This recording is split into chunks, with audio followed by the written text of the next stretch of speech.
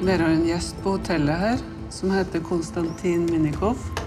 Det er antageligvis han som bestilte drapet på mannen din.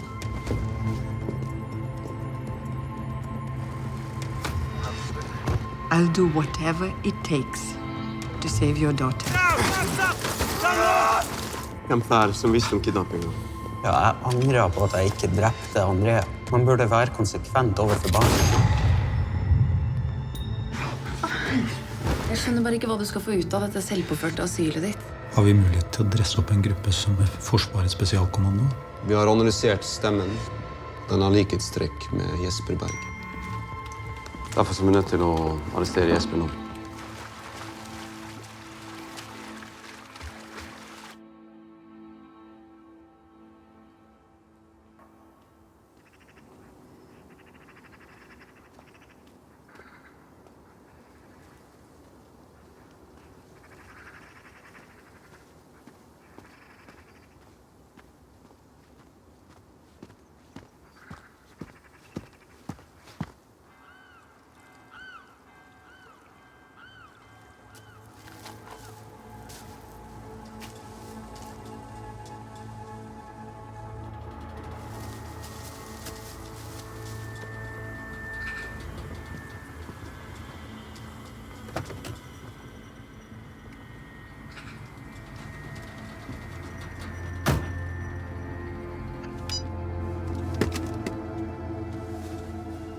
I think what my readers would like to know is how did Jesper Berg end up here in the middle of nowhere? I'm not here to talk about me. I'm here to reveal the corruption under Prime Minister Anita Rigg's government. She's giving away the nation's wealth to Russian business interests in order to remain in power. You are referring to the new trade agreement between Norway and Russia? Yeah, except it isn't trade. It's pure extortion. It's daylight robbery. These are strong accusations, Mr. Berg. It is. And what kind of proof do you have? I have this. It's all here. Norway's oil and gas concessions are to be managed by Novgas. Novgas is controlled by a Russian oligarch named Konstantin Minikov. He obtains these concessions for next to nothing, then he sells them on with a huge profit. Okay. And where did you get this from? The rumors about the death of Norwegian resistance, totally wrong. Okay.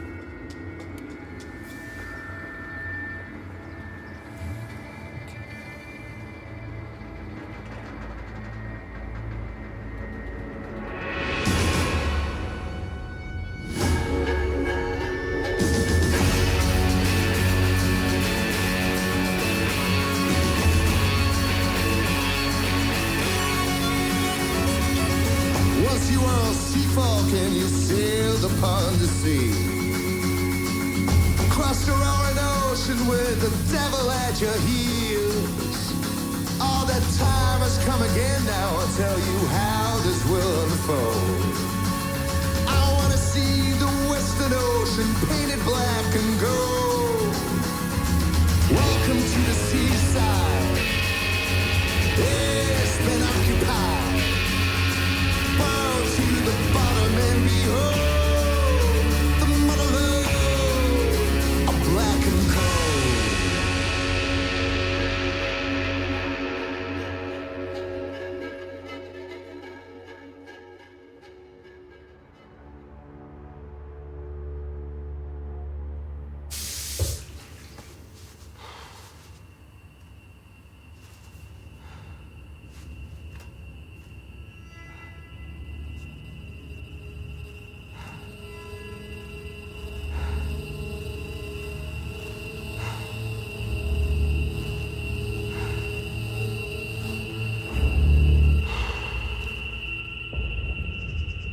Vi får bare lyst til å ha den her hjemme, jeg. Skolen er antageligvis den tryggeste plassen for å være akkurat nå. Ja, men du kan jo ikke love meg at det ikke skjer igjen. Jo, det kan vi. Ja, da må vi slutte i jobbene våre. Skal vi begynne med det der igjen? Hvis ikke de soldatene hadde blitt dømt, så hadde ikke dette skjedd. Slutt! Det finnes ingen unnskyldning for å kidnappe et barn. Stefan Christensen, han var en psykopat, og det er han alene som har skylda for alt sammen. Det er vi som provoserer psykopaten. Nei. Det er vi som bekjemper dem. Har du det vesla? Hva er det? Ikke noe. Slutt å tulle, ser at det er noe. Det er en tegning av deg, mamma og meg. Så fin den var. Jeg liker tegningen din. Jeg hadde den da dere fant meg.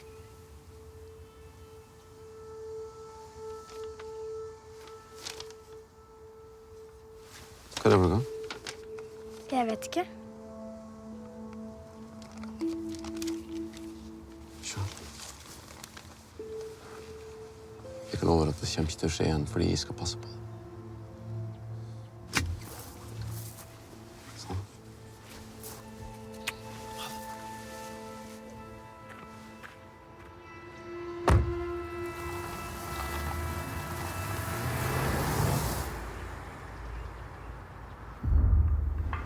Politiet kommer til å konkludere med at Stefan Christensen tok selvmord. Ja, de fant ham med pistolen i hånda. Vet du noe mer om hvem Stefan var i kontakt med før kidnappingen? Nei. Hva sier kjæresten hans? Nei, hun har ikke sagt noe om det. Takk, Ingrid.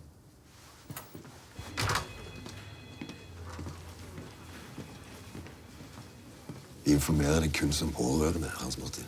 Jeg forstår at jeg er inhabil rent juridisk. Du vet at jeg ikke mister dømmekraften. Det hjelper ikke. Hvis du ikke lar Ingrid jobbe i fred, så risikerer du å ødelegge saken. Skjønner jo det.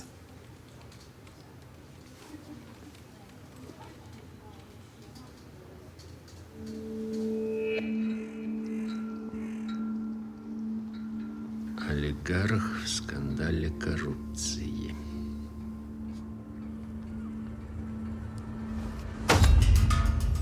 Откуда он узнал? Что ты думаешь? Не знаю, но не мой офис точно. Не думала, что вы такие жадные. О, Иринушка, мы здесь, чтобы контролировать нефтью. Нас прислали в Европейский Союз. Надо было быть субтильнее, даже если не поддержит такие Не методы. зовусь я СВПД. Я достаточно субтилен. Ты знаешь, некоторые политики заработали хорошее состояние на этой сделке. Но с норвежским правительством нужно поддерживать хорошие отношения. Это нужно тебе. Я думаю. Слишком заботишься о норвежском правительстве. Москва начинает нервничать. А вот с Москвой я разберусь. А тебе надо задуматься. Ты уедешь, а мне разгребать твое ебаное говно? Сначала найди источник утечки, а потом уже разгребай мое говно.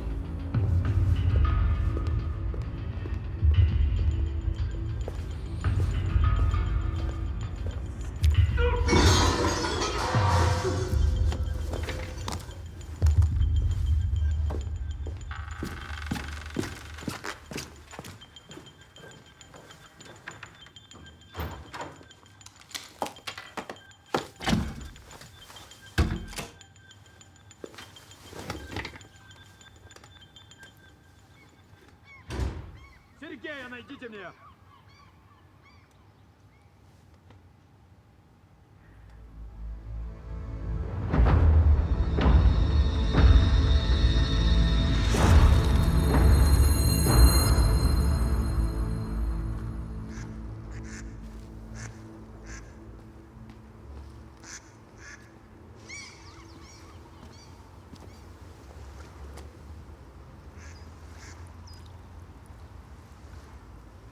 Hvorfor har du skrudd av telefonen? Du vet hvor viktig det er at vi kan følge med Miniko? Jeg er ikke komfortabel med å være med på dette her. Etter det Stern-intervjuet så føler jeg at det er for risikabelt. Dere må jo ha nok nå til at du kan ta den. Nei takk. Ja, det har vi. Men hvorfor skulle vi ta Minikov nå? Får bare skru på telefonen. Så vi får tilgang til det han holdt på med. Jeg ferdig. Jeg har gjort mitt, jeg ikke med.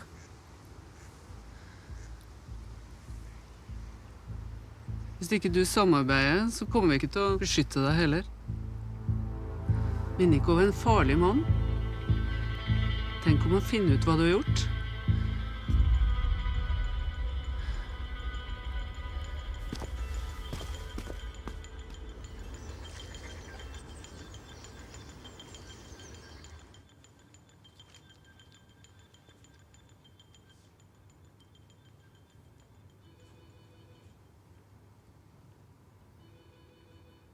Vi visste det jo da vi inngikk avtalen at det var en viss sjanse for at Novgas skulle ta majoriteten av konsesjonene. Ja, men ikke at han skulle selge dem videre.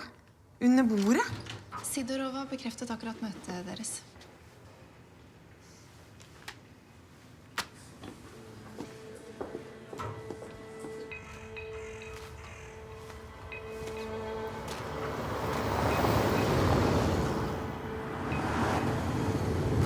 I keep thinking your entire trade deal was merely designed to exploit our oil resources.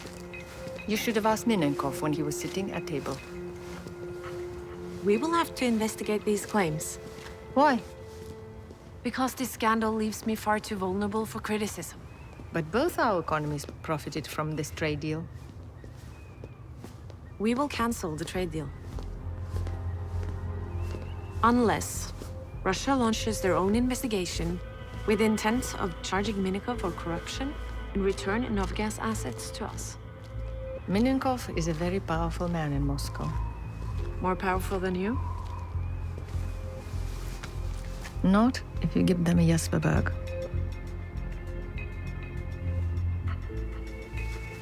We're doing everything we can to find him. He's in a small village south of Krakow.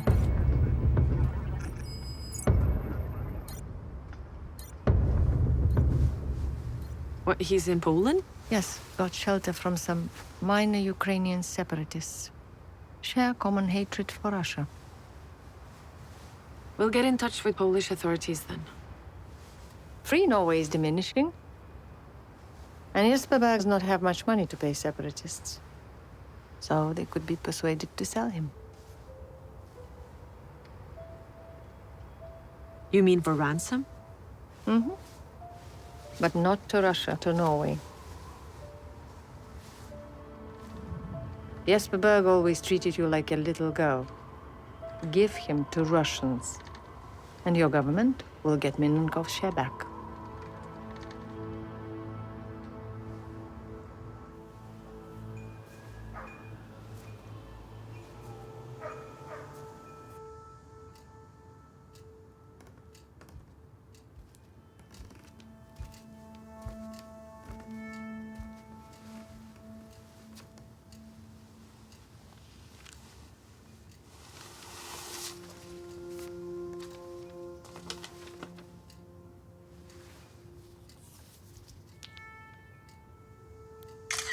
Det ser ut som et telefonnummer og en slags kode. Jeg prøvde å ringe den, men det var selvfølgelig ikke i bruk. Jeg skal sjekke det opp. Har du gitt det her til Kripos? Nei, jeg visste ikke om det før nå. Vi sjekker det først, og så gir vi det til dem hvis vi finner ut noe.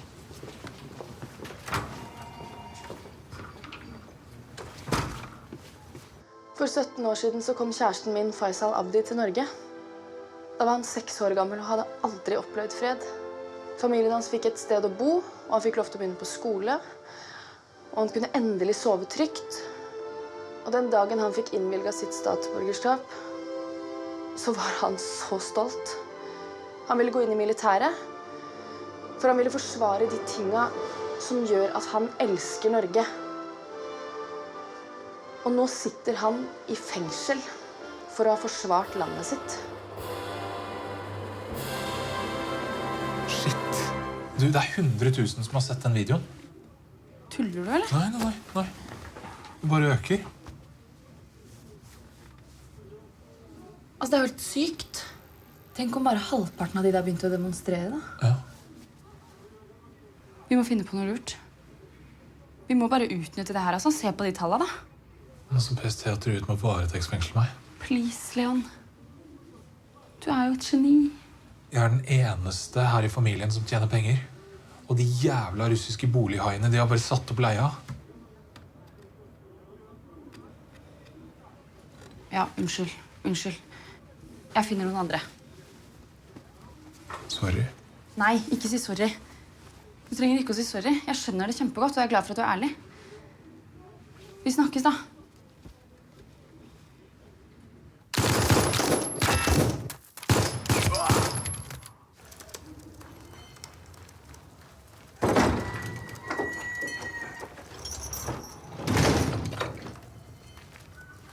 Jesper, kom play with me.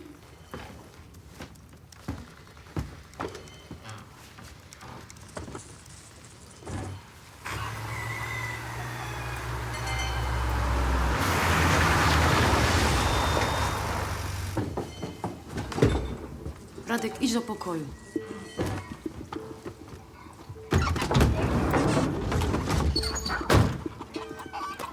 Он здесь. Все. Уже не важно. You have to come with us. Come with you? Why? We think someone is watching us. It's not safe having you here anymore. No. The deal is very clear. I stay here. That's the deal. We can't keep you here anymore. It's too risky. Иди сюда! Hey, come on, hey. Listen, I'm not going anywhere before Free Norway tells me to go. This is the problem. Freedom Norway, they don't answer. They don't pay. Do they exist anymore? Okay. Let me just check a few things, okay? Пойдемте проверим, что он там делает.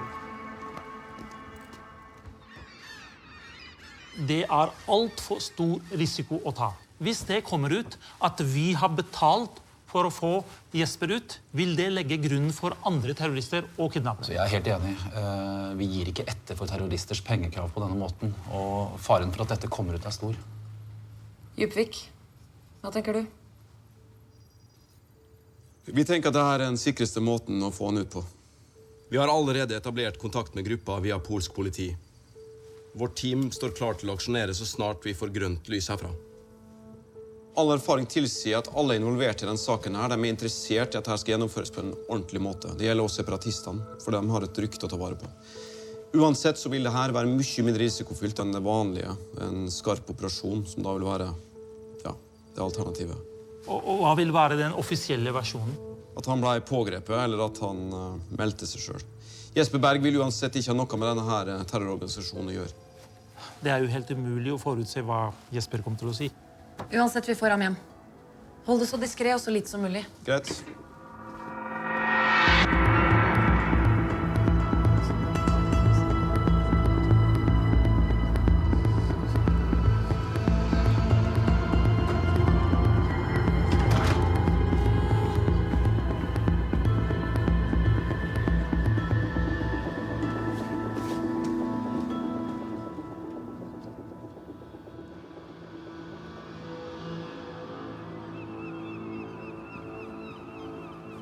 Er det her du gjemmer deg?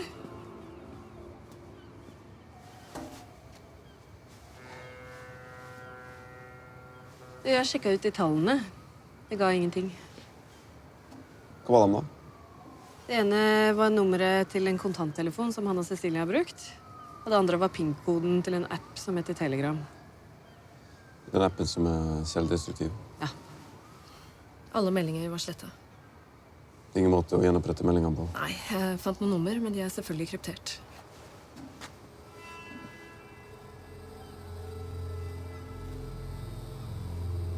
Jeg er ganske sikker på at de opererte alene, HM. Takk.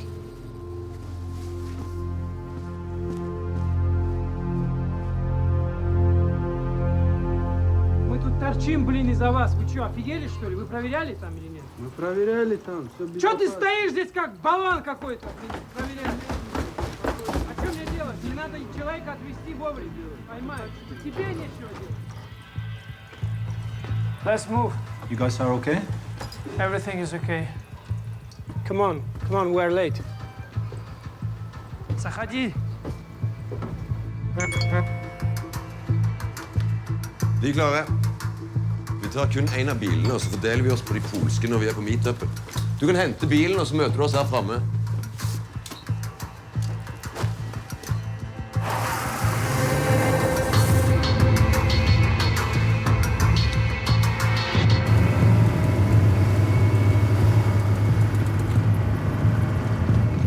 Petro, I'm getting this weird feeling. Why this hurry? To keep you safe. Yeah? You know, every time you say that, I feel less safe. Да. Да, он здесь. Что делать? Что, меняем ситуацию? Понял. Так, отъезжай в другую сторону. Быстрее, быстрее, быстрее, быстрее!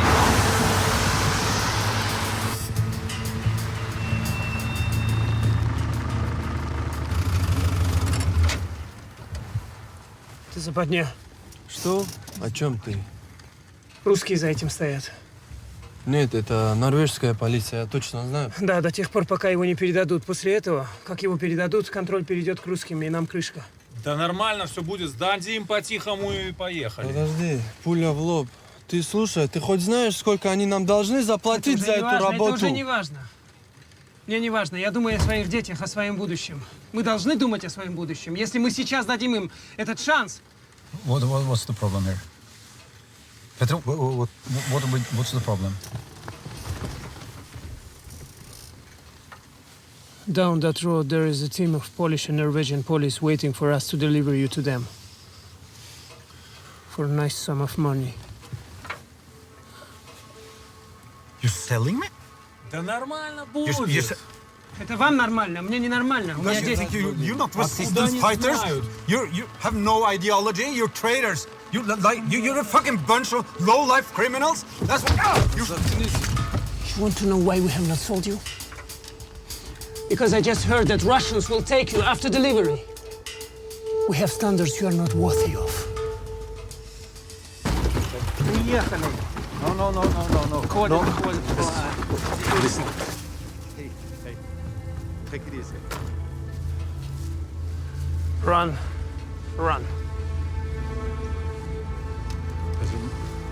Petro, please. Petro, don't do this. No. Pedro, please! Pedro! De møtte ikke opp. De fikk antagelig kalde føtter. Vet dere hvor han er nå? Polsk politi aksjonerte mot huset der han befant seg tidligere, men han var ikke der. Vi skal sette i gang en gransking. Nei, ingen granskning. De fikk ingen penger, det ble ingen utlevering. Denne aksjonen, den fant aldri sted. Bare finn Jesper. Mottatt.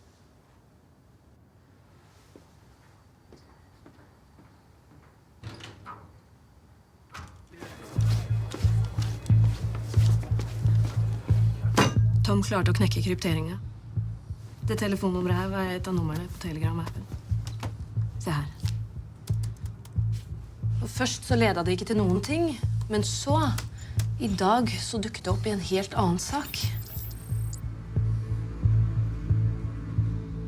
Det er et av numrene som ble registrert på den mobilmasten som var nærmest aksjonen. Antagelig et nummer som er brukt til å ringe inn til grupperingen som hadde Jesper Berg. Så du tenker noen bak det nummeret ødela operasjonen? Ja. Og det nummeret fantes lagret på Christensen sin telefon.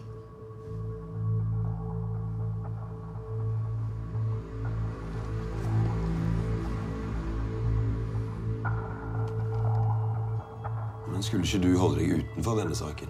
Ikke nå lenger. Ikke hvis det finnes en link mellom Stefan og Jesper, og den linken mest sannsynlig finnes i våre egne rekker. Det var ikke mange som visste om aksjonen mot Jesper. Og de fleste av dem jobber her i PST. Det angår meg som sjef for etaten. Nå har vi i hvert fall en klar indikasjon på at Stefan samarbeider med noen. Vi er nødt til å forhøre kjæresten til Stefan på en helt annen måte enn det politiet har gjort. Minenkov has avoided charges in Moscow. We will explore ways to charge him here, then. You better hurry. He's using our failure to capture Jasper as an excuse to get rid of me. But it was a Norwegian operation. Not to Moscow. If he succeeds, I won't be able to protect you any longer.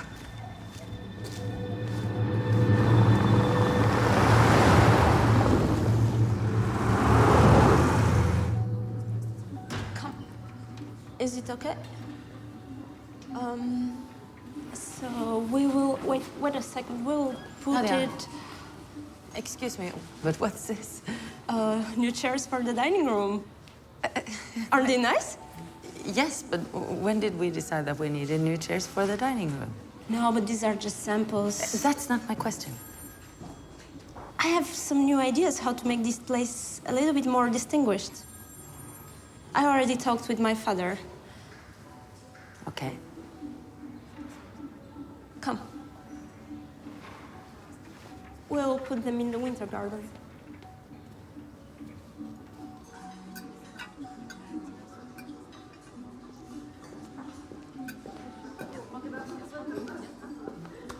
Mr. Minikov, I'm sorry to disturb you.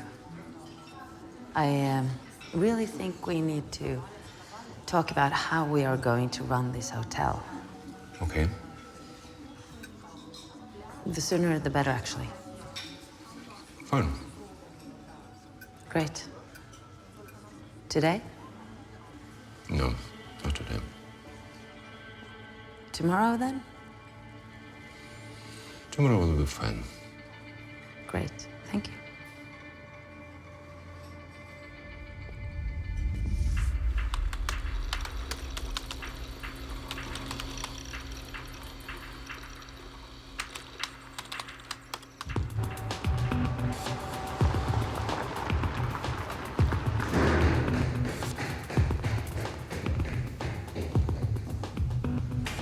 Du vet de russiske nye eierne? De kastet oss ut. Hvor bor dere nå, da? Det ordner seg. Har du vært inne på siden vår i det siste? Nei. Nei? Ok. Men jeg trodde ikke du skulle gjøre noe mer med de greiene der. Her ligger det en link.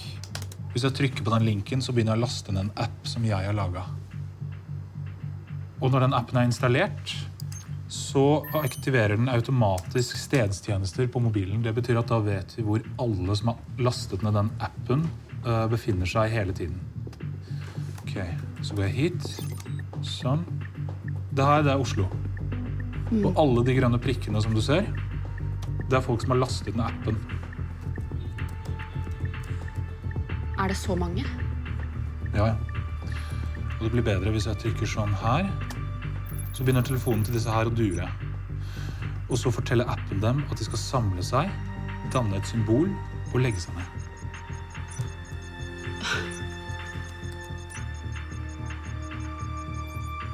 Nå ligger alle disse på bakken og danner et hjerte. Herregud.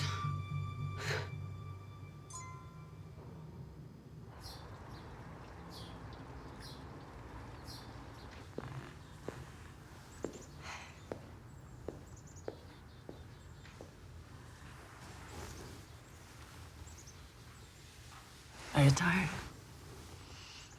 I'm not waiting on you? No. I'm sorry I'm late. It's okay. But if we lived in our own house, I could have cooked you dinner. I could have feed you, make you fat like a matryoshka. Have a lot of babies. Sounds nice. And I could do the laundry. Russian security don't do the laundry, do they? Only one.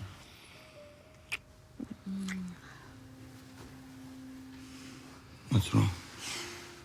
I can't run this place with Nadia. Oh, you'll find a way, you always do, right? Not with her, she hasn't got a clue. Don't mind her, as long as Minikov likes you.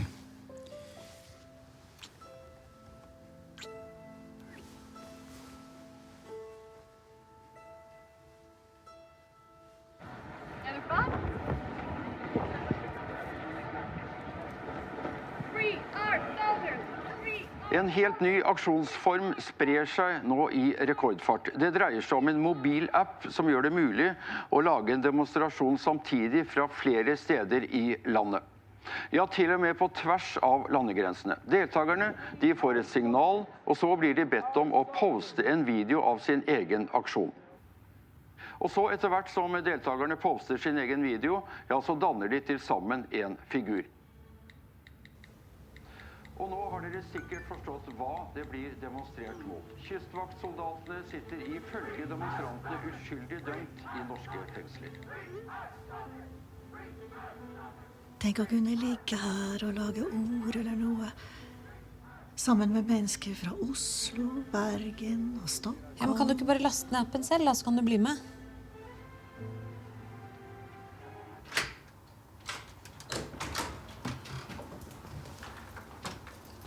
Hallo.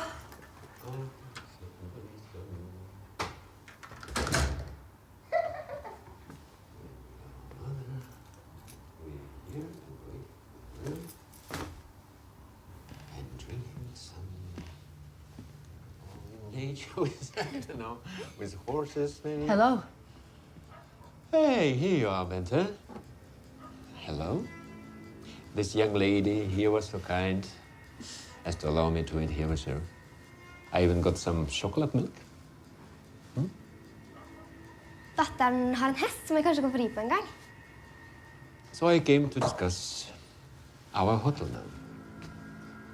But we agreed on tomorrow. The sooner the better, like you said. Not tonight. Not tonight.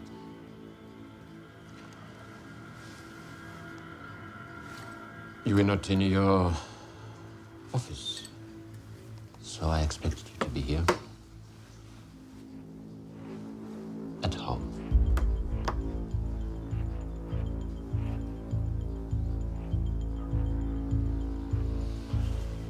Or maybe I can show you my house tonight, Maya. Ja. Yeah, it's not so far away. Maya, gå på rommet ditt litt. Hvorfor det? Gå på rommet ditt.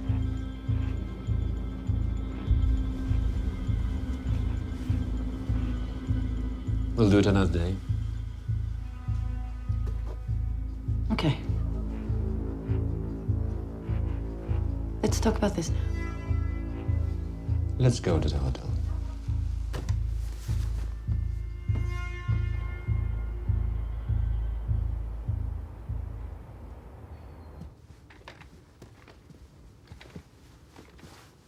Det dreier seg om Jesper Berg.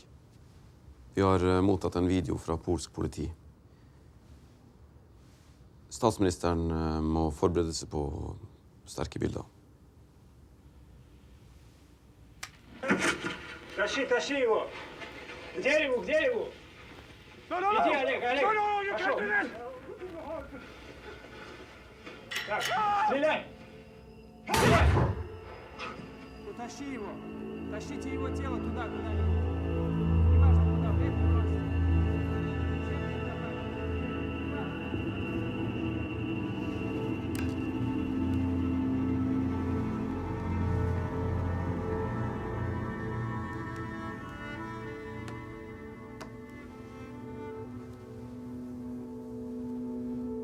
Hvem var det dere fikk den fra? Polsk sikkerhetspoliti. Vi har også mottatt en kopi fra polsk etterretningstjeneste. De mener den stammer fra den samme gruppen med separatister som har holdt Berg kidnappet.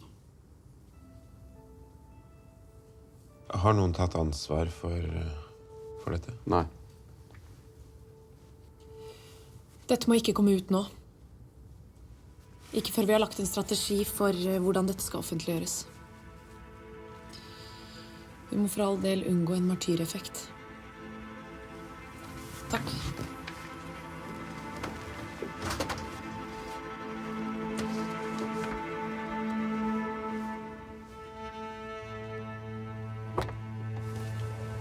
Blir du lenge? Jeg vet ikke. Hvis du har tenkt å overnatte, så er vi nødt til å klarere. Oskar trener Ikke der bra. nede. Skaller du deg? Hører du meg? Ramla han. Hallo, hører du meg? Går det bra? Sjekk pulsen. Bra. Hør du meg? Bare la henne ligge. Hun trenger bare litt tid. Vi har ringt etter lege. Ja, det går så bra. Anita. Anita, se på meg. Anita, jenta mi. Please. Sit down. Can I offer you some wine? I'm good, thank you. You know, first time I came to Norway, I did a terrible crime. I smoked cigarette in a hotel room. I got a fine, 1,500 crowns.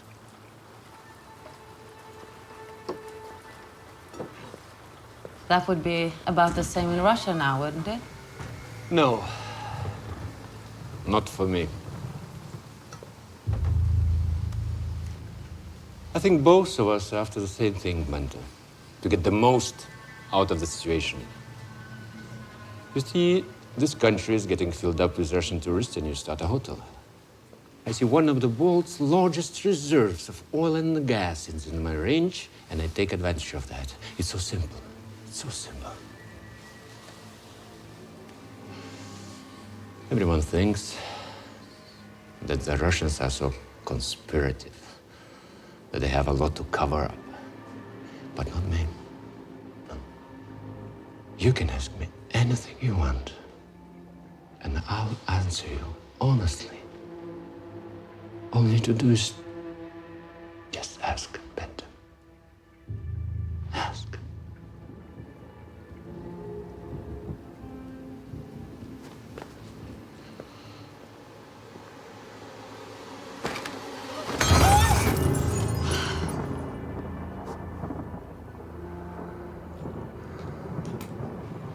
Ты почему это сделала? С тобой. Кто работает с тобой? I don't understand what you're saying. You understand? No. I know you speak Russian. I don't understand a word of what you're I know you understand. Just a few polite phrases, that's all, Mr. Minikov. Tourist Russian. Okay. I'm so sorry. You don't need to be afraid of me. No. Have a cigarette. I know you smoke. But I really like you. Come on. Come here. Take a cigarette.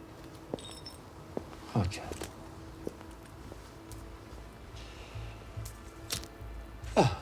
Do it.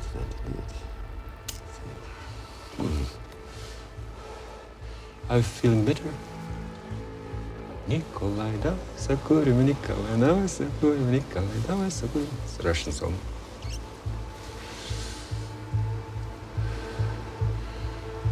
What did you know about what me and Sidorova talked about? As I told you, I don't understand Russian, so I couldn't understand one word of what you were saying to each other. Lying. No! I see. You No, that's a complete... Fucking Mr. lying. Minikov, this is... Твой Николай тоже в этом замешан. Сидорова хочет избавиться от I меня. do Он на not нее know. работает. Кто все это затеял? Скажи мне, I do Бента, not скажи know. сейчас, или я уничтожу тебя. Потом я уничтожу твою дочь. I do Подскажи not мне, know. кто...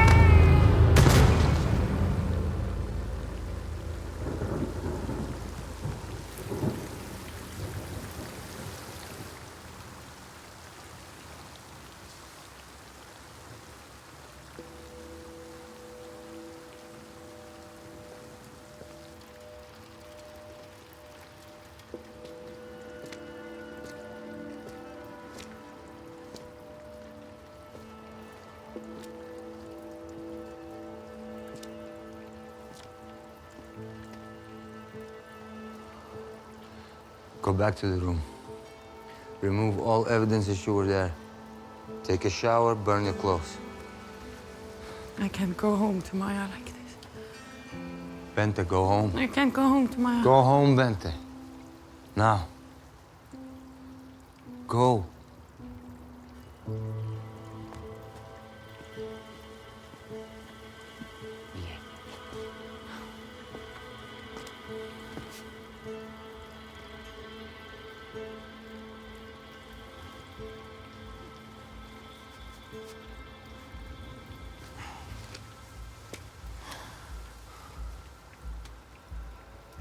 Алло, госпожа Сидорова. У меня важная информация.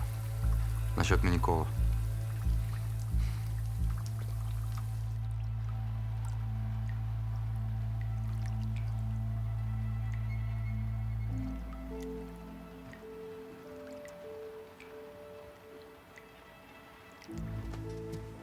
Vil du ligge her inne?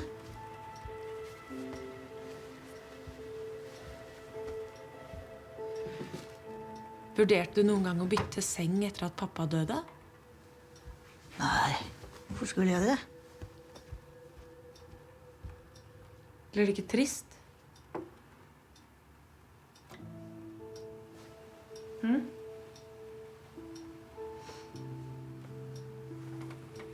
Mamma? Men klokka er jo bare 8, jeg kan ikke legge meg nå, da blir det jo bare tull. Klokken er jo over midnatt. Nei, Jo. den er 8. Kan ikke legge meg nå, da vil jeg jo våkne i 4-tiden.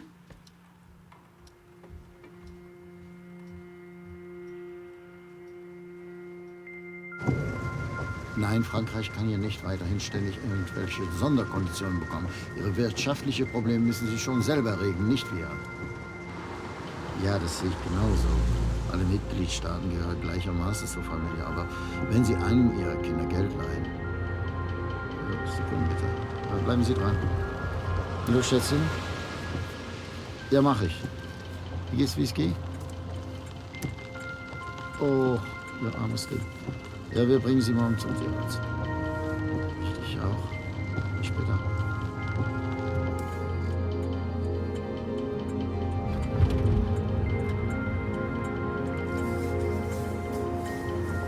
Stop, stop.